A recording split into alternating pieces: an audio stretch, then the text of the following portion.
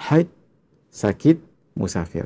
Seterusnya, Assalamualaikum Ustaz. Soalan, untuk individu yang berniat puasa sebulan penuh bulan Ramadan, kemudian bermusafir pada hari kelima, tapi masih teruskan berpuasa, adakah niat puasa sebulan penuh tersebut terbatal atau tidak? Soalan ini soalan yang baik dan bijak.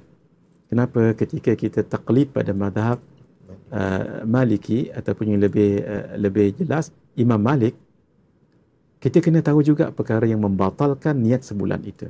Soalan tadi tu bijak dan sangat bagus. Diingat yang membatalkan pahala sebulan itu 3. Haid, sakit, musafir. Ketika dia sakit, maka niat sebulan tadi terbatal. Jaga-jaga tu. Kenalah setiap malam kita berniat macam biasa. Sebenarnya mazhab kita Syafi'i, kita selamat. Sebab walaupun kita dah berniat sebulan tu, malam pertama, tetap esok kita berniat lagi nawaitu. Esok nawaitu. Tak timbul masalah, ya. Jangan pula tak berniat sebab rasa macam dah hari tu cover 1 bulan tu. Betul. Tapi terbatal dengan 3 sebab.